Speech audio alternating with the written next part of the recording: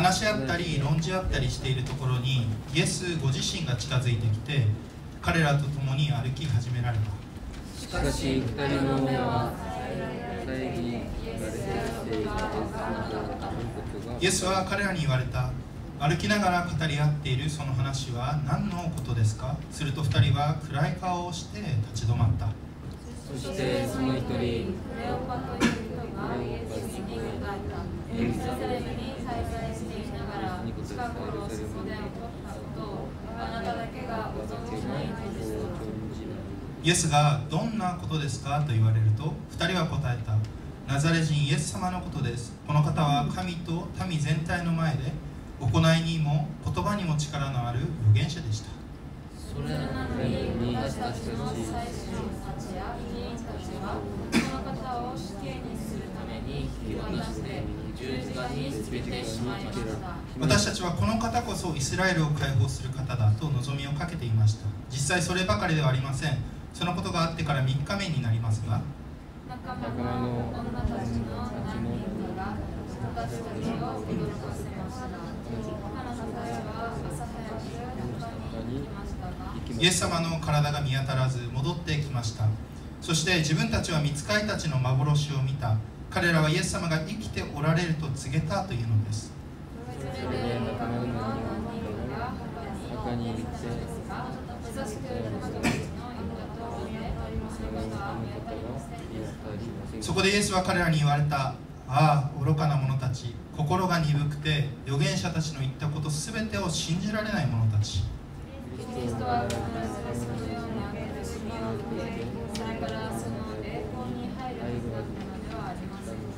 それからイエスはモーセやすべての預言者たちから始めてご自分について聖書全体に書いてあることを彼らに解き明かされた。彼らは目的の村の近くに来たが、イエスは本当に聖きそうな様子であった。彼らが一緒にお泊まりください、そろそろ夕刻になりますし日もすでに傾いていますと言って強く勧めたので、イエスは彼らと共に泊まるため中に入られた。そして彼らと食卓に着くと、イエスは本を持って手を振り替え、最低彼らに渡された。すると彼らの目が開かれイエスだと分かったがその姿は見えなくなった。二人は話し合った。地道にお話しくださる間、私たちに聖書を解き明かしてくださる間、私たちの心はうちで燃えていたではないか。2人は直ちに立ち上がりエルサレムに戻った。すると11人とその仲間が集まって、本当に主はよみがえってシモンに姿を現されたと話していた。最後一緒に、そこで2人も道中で起こったことやパンを裂かれた時にイエスだと分かった次第を話した。アメン。お願いいたします。ハレルヤ天の父なる神様、感謝いたします。今日も主日主の前に招いてくださり呼んでくださり感謝します。どうかこの御言葉を通して私たちに必要な御言葉を主ご自身が語りかけていてください。語る私とお通訳の教育さんにも上からの力を注いでいてください。感謝し愛する主イエス様の名前によってお願いいたします。アメン。皆さんこんな経験ないでしょうか。 여러분 이런 경험 해보신 적 있으신가요? 誰か知っている友人がいるとします。 누군가 이렇게 아는 사람이 있다고 한번 생각해 볼게요. そしてその人は自分とは遠いところに住んでいます。 근데 그 사람은 조금 먼 곳에 살고 있습니다. ある時にですね、その友人に似ている人を見かけるんです。 어느 날 그 친구를 꼭 빼닮은 사람을 만나게 됩니다. ただその人がその遠いところに住んでいるというのは私知っているので、 그래서 하지만 그 친구가 멀리 산다는 걸 내가 알고 있으니까 その友人ではないと思うわけです。 설마 그 친구일 리는 없겠지 하고 생각합니다. しかしその人はどんどんこっちへ近づいてきます。 근데 그 친구가 점점 이쪽으로 다가오는 겁니다. そしてしまいには私の前に立ち止まり、 그리고 마침내 제 앞에 멈추게 되고 久しぶりですと挨拶されるわけです。 오랜만이야 하고 이렇게 인사를 합니다. 私たちはなんでここにいるのと驚きます。 왜 여기 있는 거야? 하고 저는 깜짝 놀라죠. 今日の話でも 오늘 본문에서도 2人の弟子が 이 두 제자가 よく知っている人とですね、一緒に歩いて喋っているのにもかかわらず、 그러니까 너무나 잘 알고 있는 사람과 이렇게 함께 걸으면서 이야기를 하고 있는데도 불구하고 その人のことがわからないということが起きました。 그가 누군지 알아보지 못하는 그런 일이 지금 생겼습니다. ある先入観があったからです。 그러니까 선입관이기 때문이겠죠. 先に少しですね、今日の話を整理していきましょう。 먼저 오늘 이야기를 조금 정리해서 말씀드리겠습니다. 2人の弟子がエルサレムからエマオという場所まで歩いて移動しています。 지금 두 제자가 예루살렘에서 엠마오라는 곳까지 걸어서 지금 이동하고 있습니다. エルサレムからエマオまでは60スタディオン余り。 예루살렘에서 엠마오까지는 60 스타디온 남짓이고요. 1スタジオンが185から190メートルほどと言われていますから、 1 스타디온이 약 185에서 190 정도의 미터라고 합니다. 約11、12キロメートルの距離です。 대략 11, 12km의 거리이겠죠. それは大人の足で言うならば、2時間くらい歩く距離だと言われます。 이것을 어른 걸음으로 생각을 해보게 되면 약 2시간쯤 걸리는 거리라고 합니다. この道を歩きながらどうしているかというと、 이 길을 걸으면서 그들이 어땠냐면 14節を一緒に読んでみましょう。 14절을 함께 보시겠습니다. はい。彼らはこれらの出来事すべてについて話し合っていた。 이 모든 된 일을 서로 이야기하더라. これらの出来事について話し合っていたというのです。 이 모든 된 일을 서로 이야기하더라. 이렇게 있습니다. これらの出来事とは何か。 이 모든 된 일이란 무엇일까요? それはイエス・キリストが十字架につけられ、 그건 예수 그리스도께서 십자가에 못 박히시고 そして死んだこと、 그리고 돌아가신 거, そしてどこからか3日後に復活したという話を聞き、 그리고 어디선가 들은 이야기가 3일 만에 부활하셨다는 이야기입니다. このことについて話し合っていたわけです。 그래서 이것에 관해서 이 두 사람은 서로 이야기를 하고 있었습니다. その最中にある人が一緒に歩いてきて質問するわけです。 근데 그런 가운데 어떤 한 사람이 함께 길을 걸으면서 이제 묻게 됩니다. 何の話をしているんですか？ 지금 무슨 이야기를 하고 계신가요? この人というのはイエス様なんですけども、 지금 이 사람은 바로 예수 그리스도이시죠. 彼らにはそのことが分かりません。 근데 그들은 예수님을 못 알아봤습니다. なぜならイエス様は死んだんだという 왜냐하면 예수님은 돌아가셨다라는 その先入観と失望感から見えなくなっているからです。 그런 선입견과 실망감으로 인해서 그들의 눈이 가리워져 있었기 때문입니다. そこでこの弟子の2人、 그래서 여기서 이 두 제자가 1人はクレオパという人ですけども、 그 중에 한 사람은 글로바라는 사람인데요.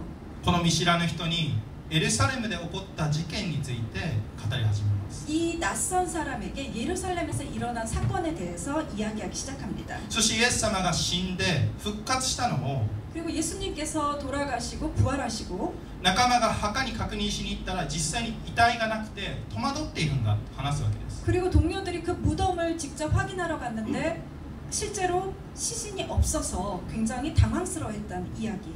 そうするとイエス様は彼らを見て 그랬더니 예수님께서 그들을 바라보시면서 聖書全体からご自身について語られ 성경 전체를 들어서 자기 자신에 대해서 설명을 하시고 イエスの死と復活について語るわけです。 예수님의 죽음과 부활에 관해서 말씀하십니다. そんな関与しているうちにですね、エマオまで来ました。 그렇게 이야기하면서 걷는 사이에 엠마오까지 오게 됩니다. 2人の弟子はこのイエス様がもっと先に行こうとするのを見て、 이 두 제자는 예수님께서 더 가시려고 하는 것을 보고 もう夜ですし一緒にいましょうと言うわけです。お誘いをするわけです。 뭐 저녁이니까 우리와 함께 유하시죠. 이렇게 이야기를 하게 됩니다. そして一緒に過ごし、 그래서 함께 머무르게 되고 食事をとる中で 이제 식탁에서 함께 식사를 할 때 イエス様がパンを裂き、 예수님께서 떡을 떼어서 それを渡し、 그리고 그것을 이제 주시죠. 共に食べるわけですね。 함께 먹게 됩니다.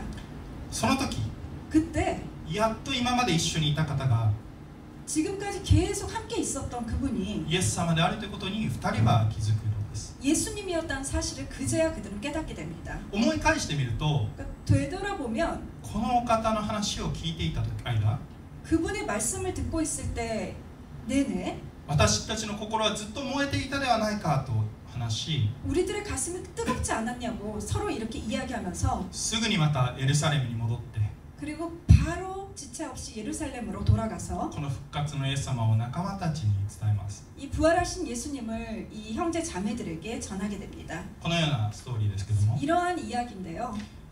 まず最初にこの2人はなぜこのエルサレムからエマオに向かっていたのでしょうか。 먼저 왜 이 두 사람은 예루살렘에서 엠마오를 향하고 この 있었을까요? ことは何を表すのでしょうか。 그리고 이것은 무엇을 뜻하는 것일까요? まあ明確にですね、彼らがエマオに向かっていたその理由というのはわからないんですけども、 명확하게 그들이 엠마오로 향한 그 이유는 잘 모르겠습니다. そこで何か用事があったのかもしれませ 뭐 ん。 거기서 뭔가 볼 일이 있었을 수도 있겠죠. しないといけないことがあったのかもしれません。 그리고 반드시 뭐 꼭 해야 될 그런 일이 있었을 수도 있습니다. しかし今日の最後の箇所を見ると、 하지만 오늘 본문 말씀의 이 마지막 부분을 보게 되면 彼らは直ちにエルサレムへと戻ったとあります。 그들은 곧 예루살렘으로 돌아갔다고 이렇게 기록합니다. ですからそこまでこのエマオにいる必要、予定というのはなかったようにも思います。 그러니까 이걸 보게 되면 그렇게까지 꼭 엠마오에 꼭 가야 되는 그런 이유나 예정 이런 것은 없었던 것 같습니다. そうだとするならば、 근데 그렇다고 한다면 一つ考えられる理由はこうです。 우리가 한 가지 생각해 볼 수 있는 이유가 있는데요. エルサレムとは礼拝者たちが集まる場所です。 이 예루살렘이라는 곳은 예배자들이 모이는 장소입니다. しかし同時に彼らにとっては 그리고 동시에 그들에게 있어서는 トラウマの場所でもあると言います。 바로 트라우마의 장소였습니다. ほんの数日前には 바로 며칠 전에 自分の主人である主イエス様が十字架にかけられ死んだ場所だからです。 그들의 주인이신 바로 예수님께서 십자가에 달려 돌아가신 바로 그곳이기 때문입니다. イエス様が拷問を受け 예수님이 고문을 받고 人々に罵られ 그리고 사람들에게 조롱을 받고 この十字架にかかっているこの情景というのは 이 십자가에 달려 있는 그 전경은 何十年も前の出来事ではなく 뭐 몇십 년 전에 일어난 그런 일이 아니라 つい数日前の最近のことなんです。 바로 며칠 전에 일어난 방금 일어난 일이라고 볼 수 있죠. ですから頭の中からこの情景が離れなかったのかもしれません。 그러니까 머릿속에서 그 장면이 지워지지 않았을 것입니다. その時人はどうするか。 그럴 때 사람들은 어떨까요? そこから離れようとします。 거기에서 벗어나려고 합니다. あらゆるトラウマや痛みを負った場所から遠ざかろうとします。 그러니까 모든 트라우마나 고통이 있었던 곳에서 멀어지려고 합니다. 距離的にもそうですし、 거리로도 그렇고요. また自分の心も分離しようとします。 그리고 자신의 마음도 거기에서 벗어나려고 합니다. この2人もまさにそのような状況だったのでしょう。 이 두 제자도 정말 그러한 상황이었겠죠. しかしそんなトラウマだったところから離れようとしていくときに 그런데 바로 그 트라우마가 있었던 그곳에서 이들이 벗어나려고 할 때 イエス様はついてくるのです。 예수님은 함께 동행해 주셨습니다. 15節を一緒にお読みしましょうか。 15절을 함께 보시겠습니다. 3、はい。話し合ったり論じ合ったりしているところにイエスご自身が近づいてきて彼らと共に歩き始められた。 그들이 서로 이야기하며 문의할 때 예수께서 가까이 이르러 그들과 동행하시니 私たちには誰しも嫌な経験、トラウマというのがあると思います。 우리는 누구나 정말 그 생각하기 싫은 경험들 그리고 트라우마가 있습니다. そしてそこから逃げてきたこともあるかもしれません。 그리고 거기에서 도망친 적도 있을 수도 있겠죠. しかしそこから逃げようがどうしようが 근데 거기에서 도망을 치든 어떻든 イエス・キリストは全てのただ中で共にいるんです。 예수님께서는 그 모든 가운데서 우리와 함께 계셨습니다. そして歩いてくださり、どうしたのですかと聞いてくださるんです。 그리고 함께 걸어가시면서 무슨 일이 있었냐고 물어주십니다. 愛する皆さんが主の同行によって慰められ、強められますよ。 사랑하는 여러분이 주님의 동행으로 위로받고 또한 더욱 담대해지시기를 축복합니다. 彼らの顔は暗く、 그들의 얼굴은 어두워졌고 起こったことに対して戸惑いを持っていました。 그 일어난 일들 앞에서 그들은 당황스러워졌습니다. イエス様の復活の話をこの信じるというのが難しかったわけです。 예수님의 부활 소식을 그들이 믿기에는 쉽지 않았습니다. しかしイエス様は言われました。 하지만 예수님께서 말씀하셨습니다. 25節です。25節一緒にお読みしましょうか。 25절 함께 읽겠습니다. そこでイエスは彼らに言われた。ああ、愚かな者たち、心が鈍くて預言者たちの言ったことすべてを信じられない者たち。 이르시되 미련하고 선지자들이 말한 모든 것을 마음에 더디 믿는 자들이여. 愚かな者、心の鈍い者。 미련하고 마음이 더딘 자들. まあ英語の訳ではスロー、遅いという単語が使われていますけども、 영어에서는 지금 슬로우고 느리다 이런 표현이 지금 쓰여져 있는데요. なぜ全然悟らないんだと言われるわけです。 왜 전혀 깨닫지 못하느냐 이렇게 말씀하십니다. まあ私たちもですね、時にこうなってしまうことがあります。 우리도 때때로 이럴 때가 있죠. どんな時でしょうか。 어떤 경우일까요? それは心を打ちひしがれ、 그래서 그때는 크게 낙심하고 起こった出来事だけに集中してしまう時です。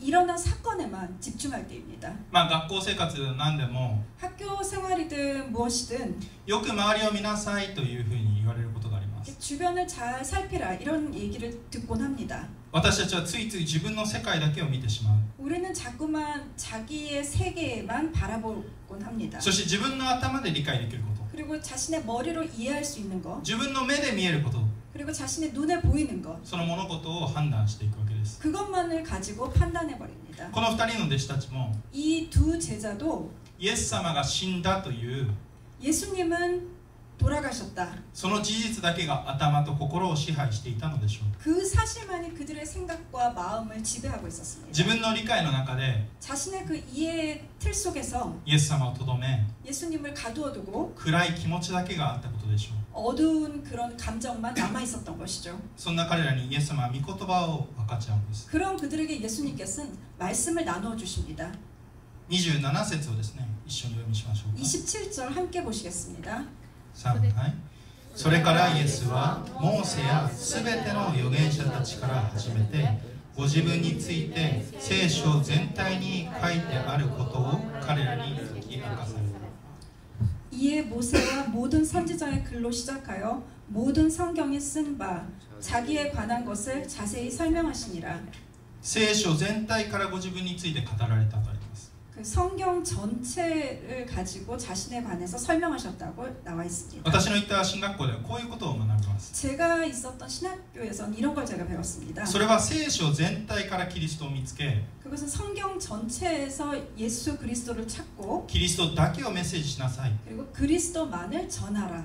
これは何を意味するかというと、 이것은 무엇을 의미하는가 하면 私たちはイエス様が実際に登場する新約聖書だけイエス様を見ようとしたり、 우리는 예수님이 실제로 등장하는 이 신약 성경에서만 예수님을 찾으려고 하고 また見つけることができると考えますけども、 그리고 찾을 수 있다라고 이렇게 생각을 하는데요. 実際はそうではありません。 근데 실제로는 그렇지 않습니다. もうすでに旧約聖書のいろんな場所でイエス様の予言がなされており、 이미 구약의 곳곳에서 예수님에 대한 예언이 이루어졌고 また旧約聖書全体を通してイエス・キリストに聖書は矢印を示しているのです。 그리고 구약 전체를 통해서 예수 그리스도를 향해서 이 화살표처럼 가리키고 있습니다. 例えば 예를 들면 杉越の羊は有名なところです。 그 유월절 어린 양 이게 굉장히 유명한 부분이죠. イスラエルの民たちが 이 이스라엘 백성들이 神がエジプトに下した最後の裁き、10番目の裁き、 하나님께서 애굽에 내린 그 마지막 재앙, 그러니까 10번째 재앙이죠. それは長子が死ぬという事件の中で 그것은 장자가 죽음을 맞이하는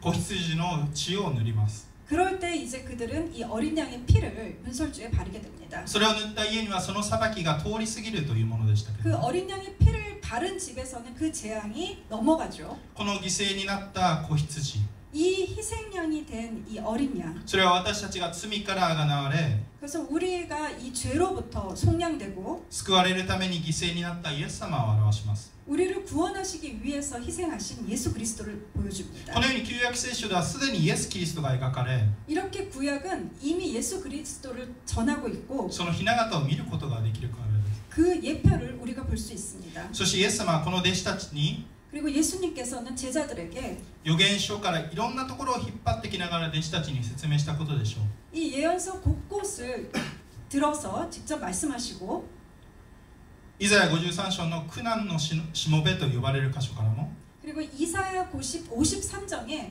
이 고난받는 종이란 이런 부분이 있는데요. メシアである方、救い主がどのような苦しみに遭うのかを説明したのかもしれません。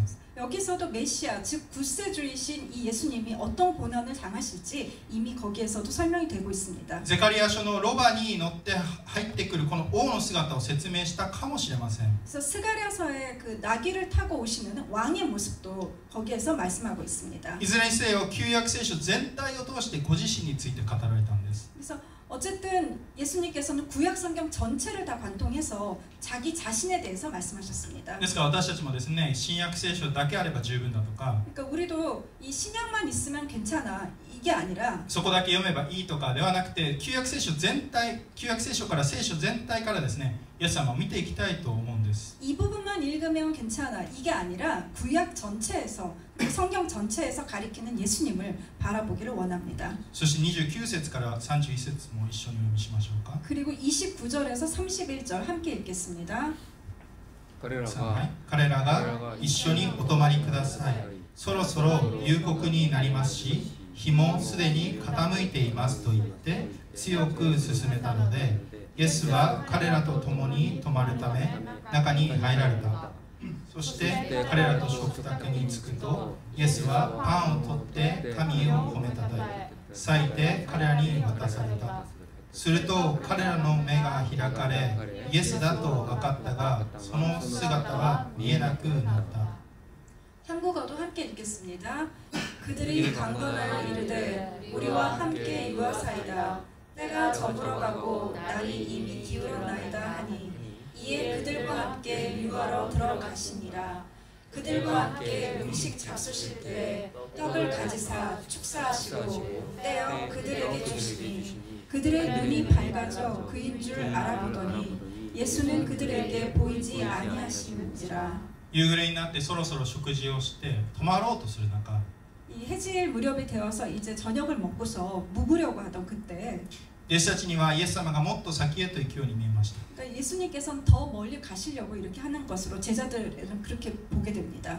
彼らはまだ誰かも分かっていないイエス様を引き止めて一緒に泊まることを勧めたのです。 그들은 아직 그분이 누구인지도 모르는 채 그분에게 이제 저희와 함께 유하시죠 이렇게 이제 청하게 됩니다. 彼らはイエス様から愚かなもの、心の鈍いものであると言われていました。 그들은 예수님으로부터 어리석은 자, 미련한 자, 이렇게 마음이 더딘 자 이런 말을 들었습니다. そんな人と一緒に泊まりたいと願うでしょうか。 근데 그런 분과 함께 묵고 싶으실까요? しかし彼らは願ったんです。 근데 그들은 원했습니다. それは歩いている時から何か普通の人とは違うことを感じていたからでしょう。 왜냐하면 그들이 이 길을 걸으면서부터 무언가 이 보통 사람들과는 다르다라는 걸 느꼈기 때문이었겠죠. この人の語ることに引きつけられ、 이분이 하시는 말씀에 그들의 마음이 사로잡히게 もっと 되고 この人の話を聞きたいと願ったからでしょう。 더 이분의 말씀을 듣고 싶었기 때문입니다. そしてイエス様はパンを彼らと裂き食事をします。 그래서 예수님은 그들과 함께 떡을 떼면서 식사를 하십니다. これはイエス様が十字架にかかられる前から、 이건 예수님께서 십자가에 달려 돌아가시기 전부터 常に弟子たちとパンを裂き分かち合っていたこの姿を思い出させてくださいます。 항상 제자들과 떡을 떼면서 교제하시던 모습을 떠올리게 합니다. 十字架につけられるその前夜でさえパンを裂いていたイエス様です。 이 십자가 전날 밤에도 주님께서는 이 떡을 떼어서 제자들에게 나눠 주셨습니다. 以前生産式についてメッセージをしました。 제가 전에 이 성찬식에 관해서 한번 설교를 한 적이 있습니다. 初代教会において生産式というのは食事と一緒に行うものでした。 이 초대교회에서 성찬식은 식사와 함께 드리는 것이었습니다. 今では愛さんが食事、 지금은 이제 오늘날 그 애찬이라든지 애찬이 바로 식사이고 そして生産、それはブドウジュースとかワインとかパンを一緒に食べることですけども、 그리고 이 성찬이라는 것은 포도즙이나 아니면 이제 이 포도주 와인을 함께 떡하고 먹는 거죠. そういうのに分かれていますけども、 그런 식으로 이렇게 지금 현재는 구분이 되어 있습니다. 生産の理由はイエス様が私の罪のために死なれ、 이 성찬식을 하는 이유는 예수님이 우리의 죄를 위해서 죽으시고 そして復活し、また後にもう一度来られることを覚えることですけども、 그리고 부활하시고 다시 오실 것이라는 것을 기억하기 위해서입니다. それはまた主との交わりに加えられるということも意味します。 그것은 주님과의 교제에 우리가 함께 참여한다라는 것을 또 의미하기도 하죠. 神の家族が共に飲み食いし、 하나님의 가족이 이 한 상에서 함께 먹고 마시고 主イエス様にあって一つとされていることを喜び祝う晩餐です。 주 안에서 하나 되는 것을 기뻐하면서 축하하는 만찬이라고 볼 수 있죠. ですからイエス様がパンを裂き共に食事を取るということ自体が、 그러니까 예수님이 떡을 떼서 함께 식사하신다는 것 그 こ 자체가 のイエス様のよみがえりを意味し、 그 이미 예수님께서 부활하시는 걸 의미하고 そしてその弟子たちがその交わりに加えられているということを意味します。 그리고 제자들이 그 교제에 함께 받아들여졌다는 것을 의미합니다. その時に弟子たちは目が開かれたんです。 바로 그때 제자들은 눈을 뜨게 되죠. 32節を一緒に読みしましょう。 32절 함께 보겠습니다. はい。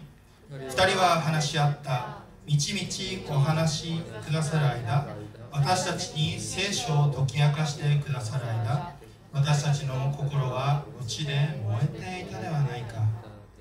한국어도 함께 보시겠습니다. 그들이 서로 말하되 길에서 우리에게 말씀하시고 우리에게 성경을 풀어주실 때에 우리 속에서 마음이 뜨겁지 아니하더냐 하고 心が燃えていたではないか。 마음이 뜨겁지 아니하더냐. この燃えるという単語はギリシャ語でカイオという意味になりますけども、 이 뜨겁다라는 단어는 이 헬라어로 카에오로 되어 있습니다. ろうそくだったり何かに火をつける、 그러니까 초라든지 무언가 이렇게 불을 붙일 때 また感情的な経験などを意味します。 그리고 이 감정적인 이러한 경험 이런 걸 의미합니다. 彼らはイエス様と出会い、まだ誰か分からなかった時でさえ、 그들은 예수님과 만나서 그분이 누군지도 모르는 그런 순간에도 御言葉を通してイエスキリストに対して心燃やされ、 이 말씀을 통해서 예수 그리스도를 통해서 그들의 마음이 뜨거워졌고 また感情的な高ぶりもあったでしょう。 이 감정적인 이런 감정이 고조되는 그런 경험도 하게 된 거죠. しかしそれ以上にこのお方に惹かれ、 하지만 그보다 더 깊이 바로 그분께 끌리고 喜びや熱意や希望、良いもので彼らの心は満たされたんです。 기쁨이나 열정, 소망과 같은 이런 선한 것으로 그들의 마음이 가득 채워졌습니다. 私たちがイエス様と出会う時、 우리들이 예수님과 만날 때 そしてそのお方から御言葉を聞く、 그리고 그분의 말씀을 들을 때 その時に同じことが起きていきます。 이렇게 똑같은 일이 일어납니다. もしかしたら弟子たちのように状況を見て落ち込んだり、 어쩌면 이 제자들처럼 그 상황을 보고서 때로는 낙심하기도 하고 失望したりしてイエス様が見えなくなっているかもしれません。 실망해서 예수님이 보이지 않게 될 수도 있습니다. そういうことは起こり得ます。 그런 것들이 일어날 수 있죠. 自分の現状と問題だけに集中しすぎているのかもしれません。 자신의 상황이나 문제에만 너무 집중하고 있을지도 모릅니다. しかしイエス様と出会う時に、御言葉を通してイエス様と出会う時にそれは変えられていくんです。 하지만 말씀을 통해서 예수님을 만날 때 그것은 달라집니다. 心が燃やされていくんで 이 す。 마음이 뜨거워집니다. 主に対する愛が回復していくんです。 주님을 향한 사랑이 회복이 됩니다. 最近ですね、タイで宣教をしている友人とこんな話をしました。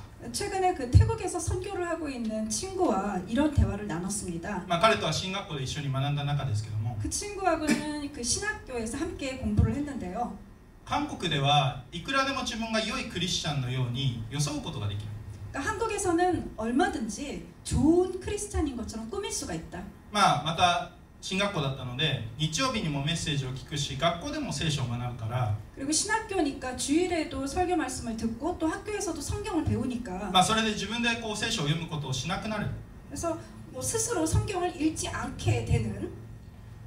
けどもタイに来て言語もわからない。 근데 태국에 와서 보니까 언어도 모르고 日曜日のメッセージなんて何もわからない。 그리고 주일날 설교도 하나도 알아들 수가 없고 それだけじゃなくて、 그뿐만이 아니라 韓国では自分が聖書を読んで祈っているように見せることはできたかもしれないけど、 한국에서는 스스로 성경을 읽고 기도하는 척 이렇게 보일 수가 있지만 タイでは周りが 99% ノンクリスチャンで、 근데 태국에서는 주변에 99%가 논크리스찬이고 クリスチャンであっても信仰に新しい人が多い。 그리고 크리스찬이다 하더라도 이제 막 믿기 시작한 사람들이 많아서 その環境で自分は信仰の見本を見せないといけないんだ。 그런 환경에서는 스스로 이 모범을 보이지 않으면 안 된다.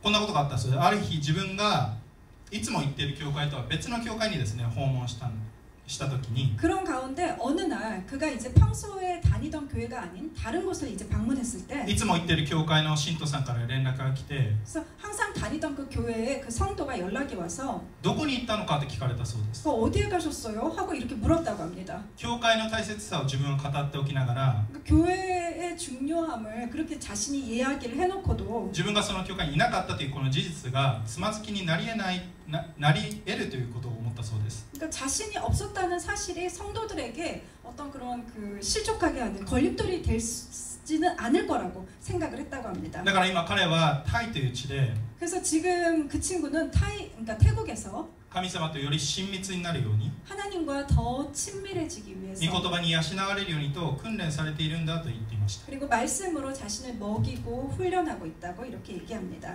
皆さん、私たちの心は常に神様から離れようとします。 사랑하는 여러분, 우리의 마음은 항상 주님으로부터 자꾸 벗어나려고 합니다. 自分の現状だけを見ようとします。 자신의 상황만 보려고 합니다. 御言葉と祈りの生活から離れようとします。 그래서 말씀과 기도의 삶에서 멀어지려고 합니다. しかし私たちは自分を訓練し鍛錬しないといけません。 근데 우리는 우리 자신을 훈련하고 단련해야만 합니다. これは神様により愛してもらいたいからとか、 이것은 하나님께 더 사랑받기 위해서라든지 より認められるようにするためではありません。 더 인정받기 위해서 이건 아닙니다. 神様の愛を私たちがもうすでに知るものとして、 하나님의 사랑을 이미 우리가 다 아는 자로서 この御言葉と祈りの生活なしには私たちは生きていけないという信仰告白です。 이 말씀과 기도 생활 없이는 우리가 살아갈 수 없다는 그런 신앙 고백입니다. 先日コジャマの青年キャンプに参加した方々は 얼마 전에 그 코자마 청년 캠프에 참가하신 분들은 心が燃やされる経験をしたかもしれません。 이 마음이 뜨거워지는 그러한 경험을 하셨을 걸로 생각되는데요. 確かにそういった経験は必要です。 정말 그런 경험은 필요하죠. しかしその火を維持するために 근데 그 불을, 그 뜨거움을 유지하려면 ただ経験ではなく日々御言葉を通してイエス様の勝利を確信し 단순한 경험만이 아니라 날마다 말씀을 통해서 예수님의 승리를 확신하고 私もその勝利に招かれているということを覚える必要があるんです。 우리도 그 승리로 초대받아야 되는 걸 기억해야 합니다. 聖霊様によって私たちの目が開かれ 성령님을 통해서 우리의 눈이 열리고 御言葉を深く知ることができるように祈り 말씀을 깊이 깨닫게 해달라고 기도하고 私たちが日々聖書 우리가聖書を読み 날마다 성경을 읽고 そして御言葉に触れることができるように願い 그리고 ます。 말씀으로 이렇게 살아가는 그러한 삶을 살 수 있기를 바랍니다. 現在私の妻が臨月になって 지금 이제 제 아내가 만삭입니다. 韓国では臨月にはこの旅行に行くのが定番だそうで 그래서 한국에서는 만삭에 이렇게 여행을 간다라는 이야기를 제가 들었습니다. 私たちも1泊2日でちょっと旅行してきたわけです。 저희도 그래서 1박 2일로 잠깐 여행을 다녀왔습니다. 今の中のハノックにですね行ってきたんです。 산 속에 있는 한옥으로 で 다녀왔는데요. そこでバーベキューをしたんですけど 거기서 이제 바베큐도 했습니다. 今日の聖書箇所を思い出しながら肉を焼いて 그러니까 오늘 성경 말씀을 생각하면서 제가 고기를 구우면서 で火を見ていました。 이제 불을 바라봤습니다. 火が消えそうになる時も 이 불이 막 꺼지려고 하는 그런 때 炭火だけになっても 그러니까 숯불로만 남아있는 상태에도 まだ熱があって 아직 거기에는 열이 있고 そしてそこにまた木が足され 그리고 거기에 다시 장작을 더하고 空気が送られると 또 이 공기를 불어넣어주면 火はまた息を吹き返すんです。 그래서 이 불이 다시 살아납니다. 聖書では聖霊の火を消さないようにとあります。 성경에서는 이 성령의 불을 소멸하지 말라고 이렇게 나와 있습니다. 聖霊の火を消さないためにも絶えず祈りなさいとあります。 그래서 성령의 불을 꺼뜨리지 않기 위해서 쉬지 말고 기도하라고 하십니다. もし皆さんの霊的な生活が今乱れていたとしても 혹 여러분의 이런 영적 삶이 지금 흔들리고 있다 하더라도 聖霊の火を消すような生活であったとしても 그리고 성령의 불을 이렇게 꺼뜨리는 이런 삶을 살고 있다 할지라도 私たちのうちに聖霊様がいてくださる限り 우리 안에 성령님이 계시는 한 その火は小さくても燃え続けているんです。 그 불은 비록 작더라도 계속해서 타오르고 있습니다. ですから私も含め皆さんが 그러니까 저를 포함해서 여러분이 日々御言葉と祈りによってイエス様と出会い続け 날마다 말씀과 기도로서 예수님을 만나고 この火を燃やし続けることを祈ります。 계속해서 그 불을 지피기를 기도합니다. 愚かなもの 그래서 어리석은 자 心の鈍いものとして生きるのではなく 그리고 마음이 둔한 자로 살지 않고 心が燃やされ主を愛するものとして生きることを願います。 마음이 뜨거워져서 주를 사랑하는 사람으로 살아가기를 원합니다. そして最後に33節から35節をお読みしましょうか。 그리고 마지막으로 33절에서 35절 함께 읽겠습니다. さあ、はい、2人は直ちに立ち上がりエルサレムに戻った。すると11人とその仲間が集まって本当に主はよみがえってシモンに姿を現されたと話した。そこで2人も道中で起こったことやパンを裂かれた時にイエスだと分かったこと次第を話した。 한국어도 함께 보시겠습니다. 곧 그때로 일어나 예루살렘에 돌아가 보니 11 제자 및 그들과 함께한 자들이 모여 있어 말하기를 주께서 과연 살아나시고 시몬에게 보이셨다 하는지라. 두 사람도 길에서 된 일과 예수께서 떡을 떼심으로 자기들에게 알려지신 것을 말하더라. 心の燃やされている人の生き方とはどういうものでしょう。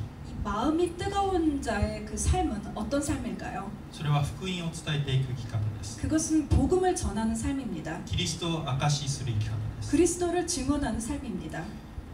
この弟子たちは自分たちが共に歩き、また食事をしていたのがイエス様であると気づいたとき、 이 제자들은 자신들이 함께 길을 걷고 또 식사를 같이 한 분이 예수님인 것을 깨닫게 되고 次の日の朝を待つのではなく、直ちにエルサレムへと戻り、弟子たちに証ししたんです。 다음 날을 기다린 것이 아니라 바로 예루살렘으로 돌아가서 형제들에게 그것을 증거했습니다. 夕ご飯を食べて夜に 저녁을 먹고 밤에 また2時間以上かけて戻っていったんです。 그리고 2시간이 넘게 다시 되돌아온 것이죠.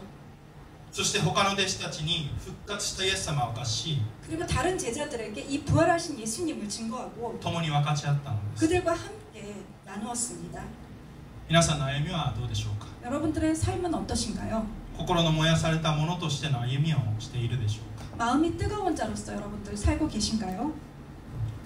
昨日はですね、日本のハイビエ高校生伝道団体から高校生とまたスタッフが来て、 어제는 그 일본의 하이비에라고 이 고등학생 전도 단체가 있는데요. 그곳에서 학생들과 스태프들이 오셔서 そして交わりを持ちました。 함께 교제를 나누었습니다. その中である高校生はこんなことを言ってました。 그 중에 어떤 한 학생이 이런 이야기를 했습니다. 友達を教会に誘っても 그러니까 친구를 교회에 인도를 해도 宗教的なことはやめてほしいと断られた。 그러니까 종교적인 건 그만뒀으면 좋겠어 이렇게 얘기를 해서 거절당했다고. ある高校生は 그러니까 어떤 그 고등학생은 自分はまだ口で福音を伝えることはできない。 그러니까 자신은 아직 입으로 복음을 전하지는 못하지만 だからせめて行動を通しても福音を明かしたいと言っていました。 그래도 적어도 행동을 통해서 복음을 전하고 싶다고 이렇게 말했습니다. その話を聞いて私自身も心が動かされました。 그 이야기를 들으면서 제 마음도 움직였습니다.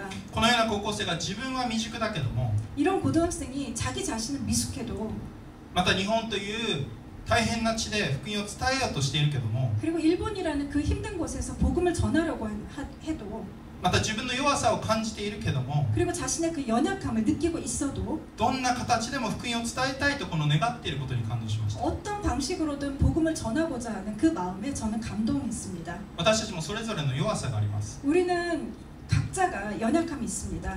また周りでは自分の周りでは自分が願っていなかったこと、悪い現状というのがあるかもしれません。 그리고 우리 주변에서 본인이 원하지 않는 정말 그런 좋지 않은 상황들이 일어날 수도 있습니다. しかしそれでも神様は私たちを日々主との交わり、 하지만 그런 상황에서도 하나님께서는 날마다 우리를 주님과의 교제에 そして礼拝へと招き、 그리고 예배에 우리들을 불러주시고 御言葉によって心が燃やされ、 그리고 말씀으로 마음을 뜨겁게 하시고 世の中へと派遣してくださるんです。 그리고 이 세상 한가운데로 우리를 보내주십니다. 私たちが次世代へ福音をつなげていくためにも、 우리가 이 다음 세대에 이 복음을 이어가기 위해서라도 神の御言葉によって心を燃やしていただきたいと願います。 하나님의 말씀으로 여러분들의 마음이 다시 뜨거워지기를 간구합니다. この福音を日本の地に、そして韓国にいる日本人に伝えていきたいと願います。 이 복음을 일본 땅에 그리고 한국에 거주하는 일본인들에게도 전하기를 원합니다. 今週1週間の皆さんの歩みも 이번 한 주 동안의 여러분들의 그 삶도 御言葉によって生かされ、 말씀으로 살게 하시고 祈りと主との交わりの中で 그리고 기도와 주님과의 이런 교제 가운데서 心を燃やされていきますように 마음이 뜨거워지시기를 축복합니다. お願いいたします。 기도하시겠습니다. ありがとう神様感謝します。主よ、私たちは心を燃やさず、むしろ冷たくなっていたのかもしれません。生ぬるくなっていたのかもしれません。主を憐れんで許していてください。主よ、日々あなたが招いてくださるその御言葉と祈りの生活、あなたと出会うその生活へと私たちが進み出ていくことができるように聖霊様助けていてください。そして御言葉を通して私たちの心は燃え上がり、そしてその燃える火によって福音を伝え続けていく、そのような生活ができますように、キリストを明かしていくそのような生き方をすることができますように助けてください。感謝し愛する主イエス様の名前でお願いいたします。